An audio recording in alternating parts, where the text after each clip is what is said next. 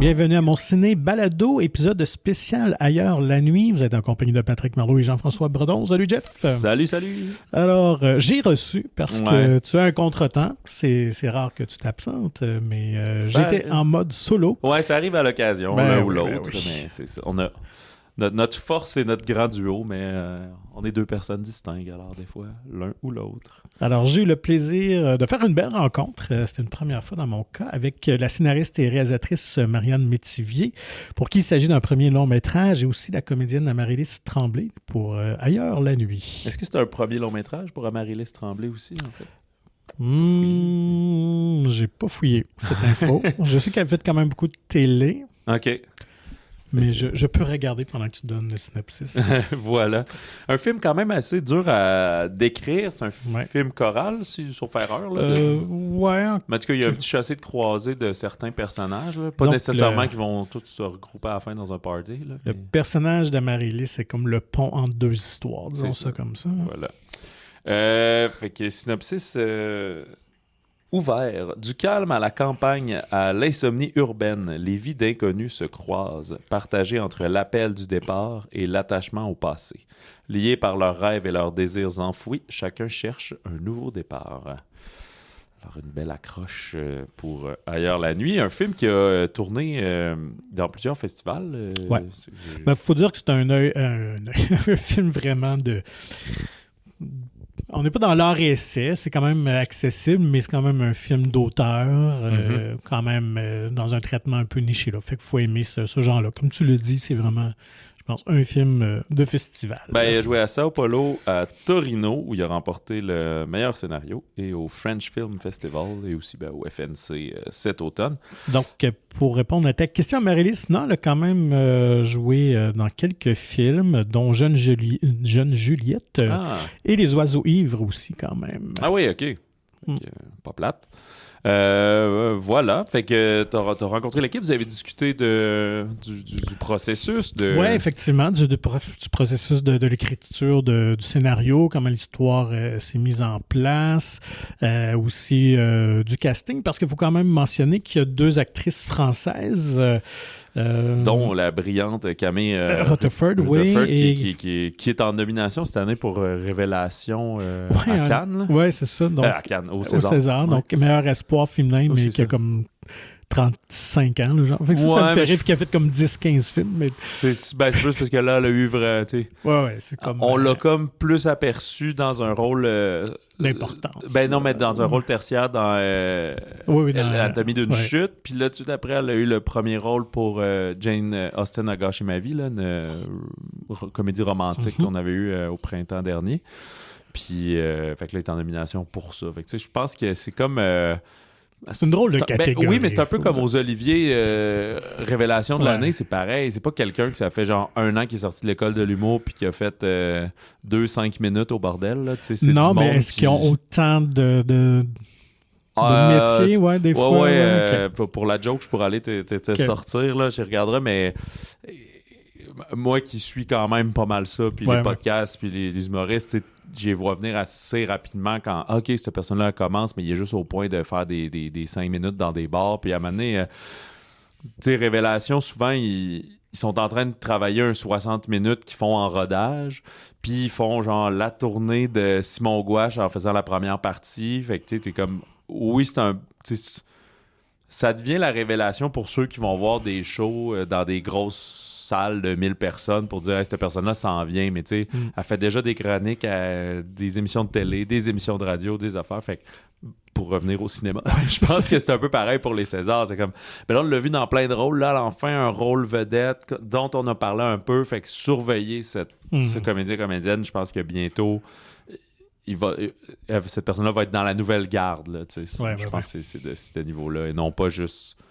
c'est un espoir qu'on sait que sa carrière va bon train, plutôt que juste semer une graine puis dire hey, il va avoir une pousse. Là, et parlant de ceux aussi nominés dans cette catégorie-là, il y a Carence Marillier aussi qui était dans les films de Grave et Titane de Julia Ducournau, donc aussi au générique. Donc elle parle de tout ça, comment elle est arrivée sur ces choix-là, et également les acteurs d'origine philippine Philippines, Des Philippines.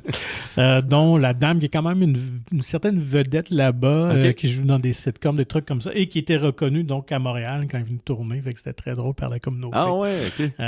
Et ce choix-là aussi d'Amaryllis. Donc, une belle discussion quand même autour de la construction de ce film. Voilà. Ailleurs la nuit prend l'affiche donc le 13 février au Québec. Il joue dans plusieurs cinémas. Il joue en projection quand même limitée dans certaines places. Fait que hâtez-vous d'aller le voir. Je sais qu'on sort d'une semaine justement où il y avait des projections en primeur à Québec, à Sherbrooke, à Montréal. Fait que j'imagine qu'il y a peut-être une suite de tournées là, si vous voulez profiter d'une projection bonifiée en compagnie de l'équipe du film. Donc voilà, sans plus attendre, ton entretien avec Marianne et Amaryllis. Bienvenue à cet épisode spécial du balado Mon Ciné et Ailleurs la nuit. Vous êtes en compagnie de Patrick Marleau. Normalement, on est deux. Mon collègue Jean-François Breton, qui anime d'habitude avec moi, avait un empêchement familial. Alors, je suis en mode solo pour cette rencontre, mais on a deux invités avec nous. Donc, on a la scénariste et réalisatrice Marianne Métivier et aussi la comédienne Amaryllis Tremblay. Merci de venir nous jaser de ce nouveau film-là. Et même, pour vous deux, en fait, c'est même des retrouvailles parce que Amaryllis avait joué dans le court-métrage de Marianne. Donc, comment ça se fait de se retrouver quelques années plus tard? D'abord, merci de nous recevoir à votre balado. Oui, merci. Oui, merci beaucoup. C'est évidemment un plaisir de continuer à travailler avec Marianne, avec son sens de la subtilité dans ce nouveau film-là. Oui, moi, ça avait été vraiment une belle rencontre sur le court-métrage Celle qui porte la pluie. Puis ça a été une évidence que je voulais retravailler avec Amaryllis. Donc, je lui ai offert le rôle pour Jeanne dans Ailleurs la nuit, sans audition. Puis, elle a été dans les premières à lire le scénario aussi. Et j'ai fait partie d'un bon processus de pré-prod où j'ai donné la réplique aux auditions de beaucoup de personnages du film. Donc, ça, c'était quand même spécial. C'était le fun de faire partie de ça aussi. Est-ce que c'est une première expérience pour toi, justement, de donner la réplique en audition comme ça? Oui, puis aussi d'avoir lu le scénario puis d'avoir un peu en tête ce que moi, je pense, et Nico ou Marie ou tous les autres personnages qu'on auditionnait, là, c'était le fun. C'était vraiment un privilège de rencontrer plein d'acteurs et d'actrices de talent en audition. Puis bon, voilà. Et t'étais-tu en accord avec les choix de Marianne, finalement? Quand même, oui. Ouais. Oui, je me rappelle que tu faisais quand même partie du processus. On demandait son avis aussi. Puis c'était comment... Même si les auditions, c'est quand même particulier, c'est tellement bref, puis les acteurs se jettent un peu dans ce jeu-là. Mais d'avoir aussi l'input d'Amaryllis, de comment c'était l'écoute ou juste la dynamique pendant ces moments-là, c'était toujours apprécié. Mm. Donc, pour Ailleurs la nuit, on parle du scénario, justement. Comment est née cette histoire-là? Quelle portion de l'histoire est peut-être venue en premier ou quel personnage? Comment tout ça s'est mis en place dans ta tête? En fait, c'est venu assez rapidement. La structure en deux parties, cette espèce de film choral-là, tout ça était quand même là depuis le début. Puis comme j'aime dire, ça vient quand même d'un sentiment assez contradictoire, si on veut, qui est celui de vouloir être plus connecté à la nature, à une forme de décroissance, à un mode de vie qui est peut-être plus connecté à une forme d'isolement aussi quand on est à la campagne ou plus isolé. Puis d'autre part, une grande envie de faire partie d'une collectivité, d'un mouvement que les villes permettent. Mm-hmm. Donc très rapidement, il y avait un peu ces deux paysages-là qui se sont installés. Puis j'avais envie de mettre en scène plusieurs personnages qui viennent de contextes différents, qui ont des privilèges différents. Certains peuvent se déplacer par choix, d'autres non. Puis évidemment, avec... mes origines mixtes. Je pense qu'il y avait cette forme de dualité-là aussi dans le film qui s'est un peu imposée naturellement. Puis il y a ce troisième lieu-là qui est aussi les Philippines dans le film. Et c'est important pour toi justement de parler de ces racines-là dans ce récit-là, dans ce film-là? Tout à fait. Justement, hier, pendant le Q&A, il y a quelqu'un qui a parlé d'enracinement, que les personnages, au final, cherchent un peu un ancrage, un peu un sens d'appartenance. Puis je pense que c'est vrai que ça atteint vraiment tout le film. Puis ça, c'est peut-être à travers ma propre recherche qui était plus grande, justement, de reconnexion avec mes origines du côté de ma mère dans les dernières années. Donc, je pense que c'est pas anodin que ça vienne faire écho dans le film. Au niveau de l'écriture, c'est quoi le plus grand défi? Qu'est-ce qui est peut-être plus compliqué à accoucher, mettons?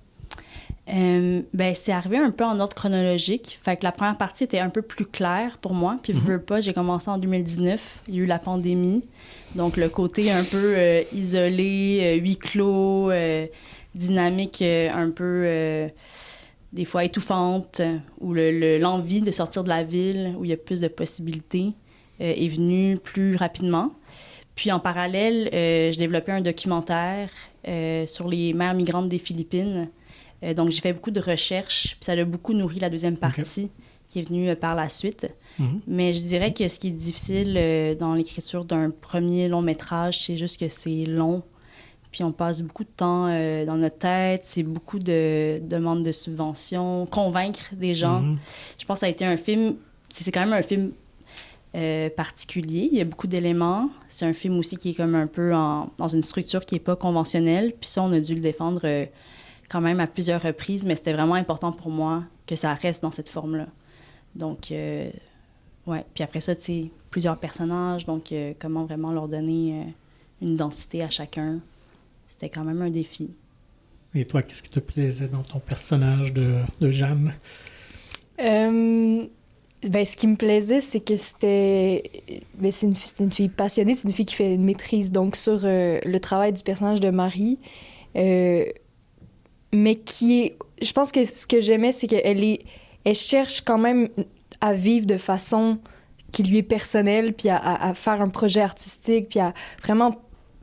Puis dans le film, je veux pas dire de... on peut donner des spoilers. OK, il y a en pas tout cas... de spoilers, trop. Oui, non, il y a pas de film à spoilers. Mais tu sais, il y a des éléments, en tout cas, on a intégrés ensemble, moi puis Marianne, mais tu sais, le fait qu'elle utilise un flip phone, là, au lieu d'un iPhone, elle fait du bénévolat, elle donne des repas pour un organisme là, à des gens... qui ont faim, des gens dans le besoin. Puis, elle fait des arts martiaux et tout. Donc, moi, ce que j'aimais, c'est que je pouvais comme incarner, c'est ça, un personnage qui veut vivre un peu de façon alternative, d'une façon qui lui est personnelle, tout en étant relié au monde. Fait que je dirais que c'est ça. Oui, vraiment. Puis ce qui était chouette, c'est qu'on a pu... Moi, j'ai été inspirée par des aspects de la vie d'Amaryllis. Puis c'était le fun qu'elle me permette aussi de pouvoir les intégrer dans ce personnage-là. Je trouve que c'est vraiment des ajouts qui sont vraiment intéressants dans le film. Comme la petite séquence de Kung Fu, c'était ça? Oui. C'est ça? Puis à un moment donné, Marlis m'avait permis d'aller l'observer pendant une de ses séances matinales dans un parc. J'étais comme, c'est trop cool, on va intégrer ça dans le film, ça va être une belle scène. Ouais, je suis contente que cet élément-là de ma vie ait pu transpirer dans le film. Et comment s'est passée ta rencontre avec deux acteurs? Est-ce qu'ils sont d'origine philippine? Ouais, est-ce que c'est des comédiennes ou non professionnelles? Ou... c'est deux comédiennes. Okay. Sue, la mère, Sue Prado, elle, c'est une comédienne quand même assez connue aux Philippines. Elle a joué dans beaucoup de téléséries, tout ça. Même la communauté ici à Montréal la reconnaissait, puis était comme assez excitée de la voir. Puis Kiri Samodio, elle a joué dans un court-métrage qui avait un peu tourné là, dans les dernières années. C'est là que je l'avais repérée. Okay. Puis elle aimerait ça poursuivre aussi. Mais dans le fond, on les a castés aux Philippines, mais ils sont venus durant l'été tourner ici. À Côte-des-Neiges, là, en partie avec Amaryllis. Pour moi, c'était tellement un plaisir de travailler avec les deux. Je me suis particulièrement rapprochée de Kai. Kiri, en tout cas, son nom, c'est Kai, fait que je vais l'appeler comme ça. Parce que dans le film, elle joue genre un ado de peut-être 14-15 ans, mais dans la vie, elle a 21 ans. Puis moi, j'en avais genre 24 à ce moment-là. Fait que, tu sais, on a vraiment... On a parlé d'art, on a parlé de plein de choses qui nous rejoignaient, même si on habite dans des pays un peu aux opposés du monde. Puis, c'est ça, c'était juste c'était vraiment le fun, en fait, de jouer avec des actrices qui ont peut-être un bagage ou une formation ou une non-formation différente de la mienne. Fait que, ouais.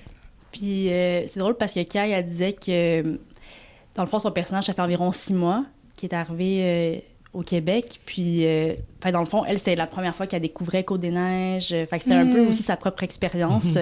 Fait que comme Amaryllis aussi, elle s'est beaucoup comme inspirée de sa propre vie ou d'expérience de tournage pour compléter un peu ce personnage-là. C'est également générique 2 comédiennes françaises qui ont quand même un bon bagage aussi, Camille et Garance. Comment en es-tu venue à les choisir pour ces rôles-là? Est-ce que ça a été compliqué de les avoir ou au contraire, ils ont tout de suite embarqué? Ou... En fait, Noé, le personnage de Noé, c'était à la base comme une voyageuse étrangère, puis on avait envie de rester dans la francophonie. Fait que rapidement, on cherchait une actrice française. Puis j'avais beaucoup aimé Grave, dans lequel Garance joue, donc j'avais proposé le rôle. Puis à la base, Marie, ça devait être une Québécoise, okay. Puis on a fait le processus d'audition. Puis j'ai pas eu de coup de cœur. Ça a été quand même long, puis je cherchais quand même, un caractère particulier. Puis finalement, c'est ma directrice de casting qui a découvert Camille dans l'agence de Garance. Puis je l'ai rencontrée, elle a fait une self-tape. Puis finalement, j'ai vraiment aimé la rencontre. Fait qu'on lui a proposé le rôle. Puis les deux, vraiment, ont lu le scénario, puis ont vraiment aimé ça, puis ont embarqué directement. Il y avait l'idée de faire une coproduction avec la France qui n'a pas eu lieu finalement concrètement, mais il y a eu une productrice française qui nous a beaucoup aidé en développement, puis qui a un peu aidé à faire tout ça. Fait qu'au final, c'est un film très mix et divers parce qu'il y a français, tagalog, anglais, puis un cast de 3 pays aussi. Et parle-nous de tes 2 lieux. Il y a la ferme à la maison, à la campagne, qui est un personnage en soi. On a le goût d'y habiter. Est-ce que ça a été compliqué à trouver cet endroit-là? Et même chose pour la belle maison de la ville aussi? La maison, ce qui était compliqué, c'est que je voulais vraiment un lieu particulier qui avait vraiment comme une âme, comme on dit. Puis souvent, quand on cherche dans les chalets, c'est souvent soit des trucs un peu trop canadiens, bois rond, ou des trucs trop modernes. Puis cette maison-là était vraiment particulière parce que c'est un peintre dans les années 70 qui l'a construit de ses propres mains. Puis, fait qu'il y avait vraiment une drôle de configuration. On sentait qu'il y avait un artiste qui avait déjà vécu là, donc je crois que ça fitait bien. Puis ça, c'est... je me rappelle plus trop comment on l'a trouvé. Je pense sur... en fait, c'est Film Laurentide qui nous a aidés à la recherche de lieux. Puis la ferme à Oka aussi, ça a été nos recherches de location qui ont aidé pour ça. Puis ça, c'est Serge puis Michel, sa femme, ont été tellement généreux aussi. On a travaillé avec leurs vaches. Ils ont vraiment été présents pendant tout le tournage. Donc, on les remercie. Puis après, à Côte-des-Neiges, moi, je connais quand même bien ce quartier-là avec mon documentaire aussi. Donc, je cherchais quand même une bâtisse spécifique dans des rues que je connaissais bien. Après, c'est un logement qu'on a loué, puis qu'on a toute la DA de Alex Hercule Desjardins. Gros travail à ce niveau-là, même aussi à la campagne, là. Fait que ça a vraiment donné un caractère particulier. Ouais. Et puis... j'ai perdu ma question, désolé. C'est bien correct. Pas de souci.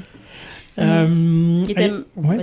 Non, j'allais juste rajouter que c'est drôle parce qu'Alex était même allé chez ma mère pour aller... trouver des objets pour meubler l'appartement d'Eva Milita. Puis il y a vraiment le souci du détail, puis vraiment pour rendre ces lieux-là réels, puis des échos des personnages. Puis je sens qu'il a vraiment bien fait ça.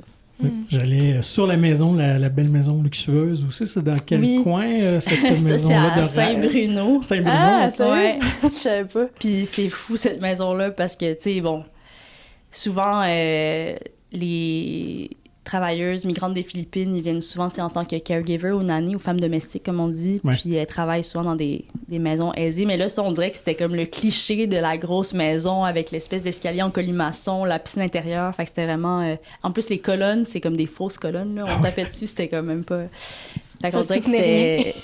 Juste le lieu en tant que tel était magnifique pour évoquer tout ça. Puis très intéressant aussi, juste en termes d'image. Fait qu'on était chanceux. Oui, il y a une scène où tu participes où tu vas voir la création, en fait, du personnage, où tu mets des écouteurs et tout ça. Est-ce que tu avais le son à ce moment-là, ou c'est vraiment une leçon d'actrice, de comédienne, que tu réagis au vide? Je m'en rappelle pas. Non, tu l'avais pas. J'avais pas le son? Non, parce qu'on l'a fait après en conception sonore. Je l'ai imaginé. Ouais. Puis je pense pas que... Non, parce qu'en plus, les écouteurs étaient même pas connectés à rien, là. C'était comme... C'est la magie du cinéma. Oui. Mais en plus, ça marche bien. Mais nous, on avait son image. On a choisi la shot au montage. Puis après ça, on a fait la conception sonore par la suite. Okay. Fait que on a pu timer des petites choses aussi avec les réactions. Puis... tes expressions nous ont inspirés aussi pour la conception. C'est fou! Je savais pas que le son avait été composé à partir de la chute. Ouais, vraiment... c'est quand même... c'est pas rien de faire à semblant qu'on écoute quelque chose. Mais là, ça marche très bien. Ouais, j'ai l'habitude d'imaginer des affaires seule dans ma tête. Par contre, pour les conversations téléphoniques qui ont eu lieu dans le film, par exemple, entre Marie puis Jeanne, ils étaient vraiment au téléphone l'une avec l'autre. Puis après, pour certaines, on avait comme le playback, mais c'était important pour moi, surtout vu que c'était des longues conversations, c'était dans les premières journées. Fait qu'à Marie-Lise, c'était sur le plateau avec nous. On avait même fait en sorte que vous ne rencontriez pas là, avant de faire vos scènes, pour qu'il y ait vraiment ce rapport-là de rencontre manquée, parce que finalement, dans le film, ils se rencontrent jamais, Jeanne puis Marie. C'est vrai. Mais... Je me cachais d'elle, genre, au repas, je me souviens, Je l'ai pas rencontré, l'actrice, je l'ai vraiment comme... Ça faisait du method acting. En quelque sorte. Un peu, ouais. Et justement, le son joue un grand rôle dans le film. Est-ce que, déjà, au départ, avant même le tournage, tu travaillais cet aspect-là ou c'est vraiment venu en post-production? C'est venu très, très tôt dans l'écriture même du scénario. Il y avait vraiment des segments très, très clairs qui étaient écrits.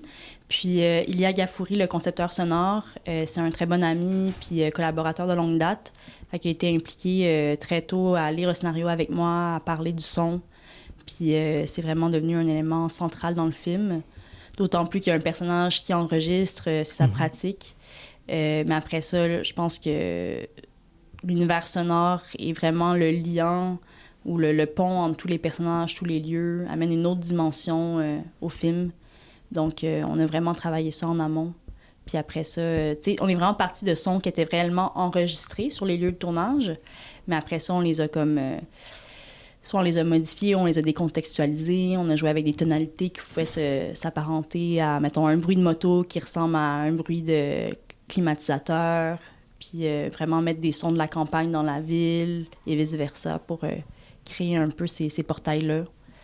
Puis accéder un peu à la dimension de l'ailleurs. Tu sais, tous les personnages se projettent un peu dans cet ailleurs-là. Fait que c'est beaucoup à travers le son qui amène un peu ce rythme-là. Ouais. Et en termes d'Amarylis, comment est Marianne comme réalisatrice sur un plateau? Je dirais, elle est discrète et elle nous laisse de la place. Oui. Puis ça, c'est le fun parce qu'on a la liberté de proposer quelque chose. Puis moi, des fois, je trouvais ça un peu déstabilisant de pas recevoir tant de notes de jeu. Mais en même temps, tu sais, ça me donnait une responsabilité que j'aimais bien. Il y en a qui en ont besoin moins que d'autres aussi. Ouais. Non, mais je pense qu'il y avait déjà... Tu sais, RuPaul avait quand même fait beaucoup de rencontres au préalable. On avait repassé à travers tous les dialogues. Fait qu'il y avait quand même du travail en amont qui avait été fait aussi. Donc, il y avait comme une grande... Parce que pour ma part, une confiance qui était déjà installée. Donc, voilà. Et comme première expérience pour un long métrage, est-ce que c'était à la hauteur de tes attentes? Tout à fait. Non, je me considère tellement choyée d'avoir pu faire ce film-là. C'est quand même fou d'avoir pu tourner en location, aussi à Montréal, même aux Philippines. Il y a quand même 3 jours de tournage là-bas avec une distribution qui regroupe plein d'acteurs fantastiques. On avait vraiment une belle équipe. Puis d'avoir aussi pu faire un film comme ça, puis qui ait pu être financé, puis que là, il joue dans des salles ici. C'est vraiment un honneur de pouvoir le partager. Excellent. Et on invite d'ailleurs justement les gens à aller voir le film Ailleurs la nuit qui prend l'affiche présentement. Merci à vous. Merci. Merci.